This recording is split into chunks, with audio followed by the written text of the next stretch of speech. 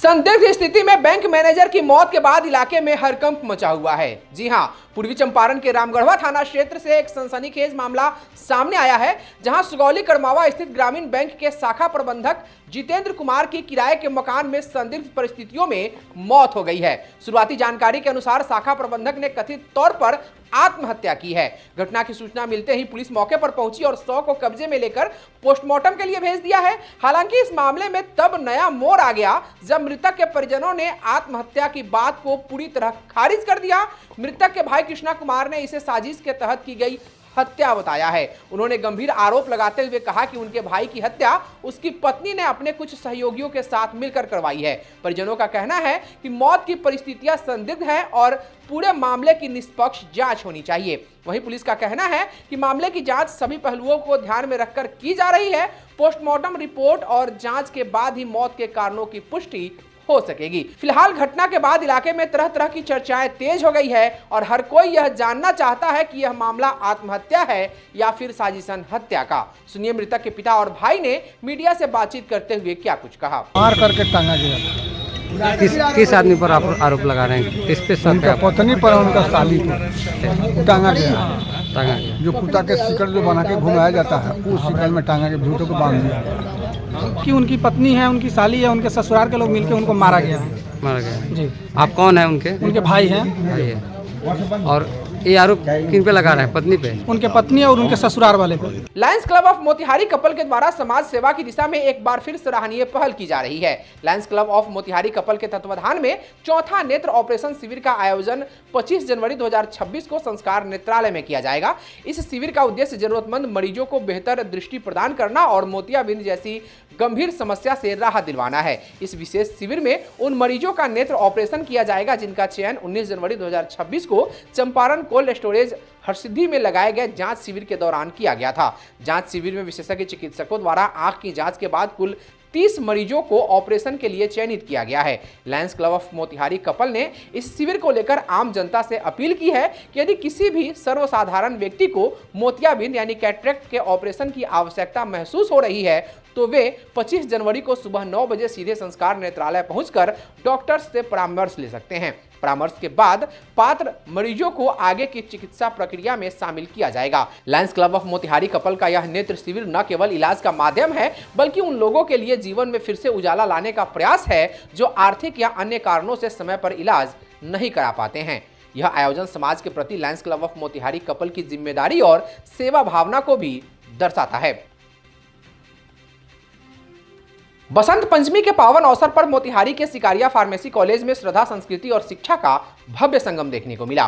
भाजपा नेता यमुना सिकारिया की ओर से कॉलेज परिसर में सरस्वती पूजा महोत्सव का भव्य आयोजन किया गया, जिसमें बड़ी संख्या में छात्र छात्राओं और गणमान्य अतिथियों की सहभागिता रही। इस अवसर पर मत्स्य आयोग के अध्यक्ष ललन सहनी, उप महापौर डॉक्टर लालबाबू प्रसाद, भाजपा युवा नेता यमुना सिकारिया, पूर्व प्रदेश अध्यक्ष किसान मोर्चा अखिलेश सिंह, भाजपा नेत्री डॉक्टर हेना चंद्रा, कॉलेज की प्राचार्य प्रीति दुबे सहित कई विशिष्ट अतिथि मौजूद रहे। कार्यक्रम के दौरान अतिथियों ने संयुक्त रूप से फार्मेसी कॉलेज के नवनिर्मित कार्यालय का उद्घाटन किया। साथ ही भगवान श्री कृष्ण के 2400 अवतार के चित्र का अनावरण किया गया, जिसने कार्यक्रम को आध्यात्मिक ऊर्जा से भर दिया। जिसके बाद छात्रों के बीच मां सरस्वती की तस्वीरों का वितरण किया गया। कार्यक्रम को संबोधित करते हुए यमुना सिकारिया ने कहा कि युवा पीढ़ी में संस्कार और संस्कृति की चेतना जागृत करना उनका मुख्य उद्देश्य है। इस सोच के तहत कॉलेज में प्रत्येक नए नामांकन पर छात्रों को मां सरस्वती की तस्वीर भेंट की जाएगी। आज मेरे सिकारिया फार्मेसी कॉलेज में मेरे नवनिर्मित फार्मेसी ऑफिस का उद्घाटन हुआ है। वहाँ उस ऑफिस में भगवान श्री कृष्ण के 24 अवतार के फोटो को भी, चित्र को भी लगाया गया है एवं आज सभी फार्मेसी और बीएड के छात्रों को माँ सरस्वती की फ़ोटो भेंट की गई है ताकि वे हमारे सनातन संस्कृति की ओर अक्सर हो जाने कि हमारी संस्कृति कितनी महान है।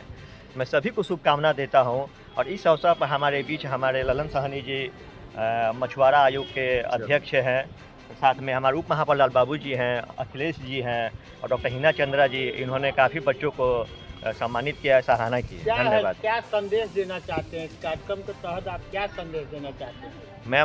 मैं संदेश देना चाहता हूँ कि हर स्कूल, हर कॉलेज में माँ सरस्वती की आज के दिन पूजा होनी चाहिए। बसंत पंचमी बसंत के आगमन का शुभारंभ होता है। हमारे पुराने ऋषि मुनियों ने भी कहा है, हमारी जो प्रकृति है उसकी पूजा होती है।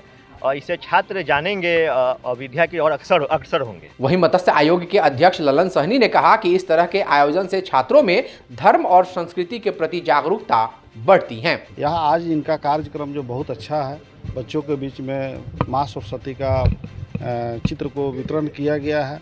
इन्होंने कृष्ण भगवान के जो सारी अवतार है उनका भी हम लोग आज दर्शन करने का मौका मिला। हम चाहेंगे कि आज इतना अच्छा शुभ अवसर पर जो आज पतझड़, इसको बसंत ऋतु को पतझड़ का भी मौसम कहते हैं, जिस तरह हमारे पेड़ पौधा और सभी में कोमल पत्ते आते हैं, इसी तरह बच्चों में भी एक नया शिक्षा का हो, ज्वलंत उसका बढ़ावा मिले और आगे हमारा चंपारण शिक्षा के मामला में अव्वल बने।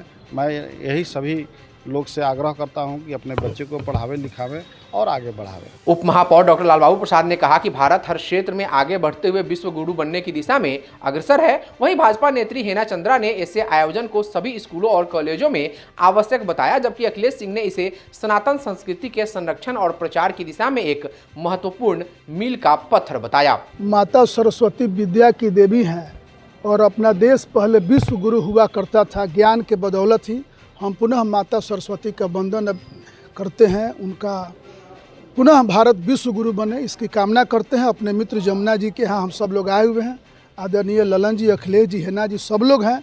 मोतिहारी आगे बढ़े, चंपारण आगे बढ़े, ज्ञान के क्षेत्र में हम पुनः विश्व गुरु बने, यही कामना है आज के अवसर। संस्कार, संस्कृति और धर्म के बिना विद्या बिल्कुल व्यक्ति को पशुवत बना देता है। जैसे रावण से लेकर के और अभी कई ऐसे लोग मिले हैं जो खुद फट जाते हैं, और इसलिए बिना संस्कृति के, बिना धर्म के, बिना आध्यात्म के यदि ज्ञान भी हो, विद्या भी हो, तो वो सत्कर्म में नहीं दुष्कर्म में लगता है।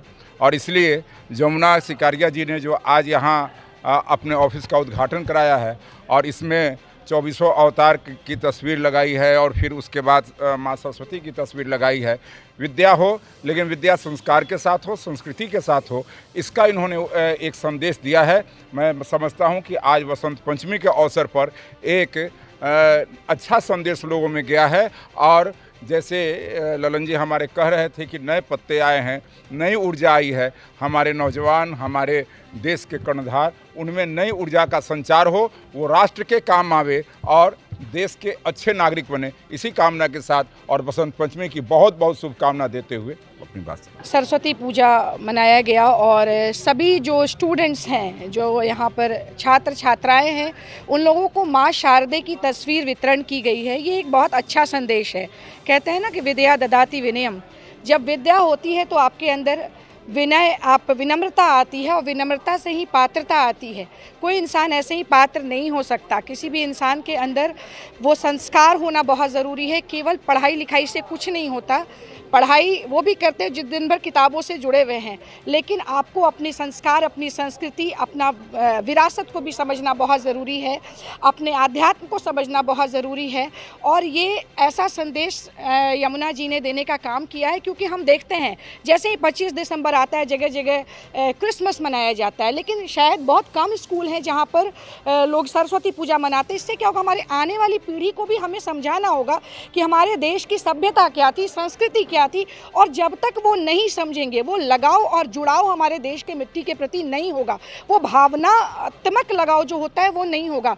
तो माँ शारदे जो विद्या की देवी है, मैं सभी छात्र और छात्राओं को कहना चाहती हूँ कि एक एजुकेशन ही है, एजुकेशन का कोई विकल्प नहीं है।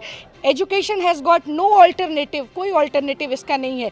आपकी शिक्षा दीक्षा ही है जो आपको भीड़ से अलग बनाती है, और जब तक वो नहीं होगा, आप कुछ भी किसी भी कोने में चले जाएं विश्व के, आपकी पहचान नहीं होगी। अगर आपको अपनी पहचान बनानी है तो सबसे पहले आपको अपने आप को शिक्षित करना होगा, संस्कारों के साथ शिक्षित करना होगा, तभी आप कहीं भी अपना प्रभाव बना सकते हैं। पूरे पूजनोत्सव का विधिवत संचालन पंडित अमित राज के द्वारा किया गया। श्रद्धा, भक्ति और संस्कार से जुड़ा यह आयोजन छात्रों के लिए प्रेरणादायक रहा।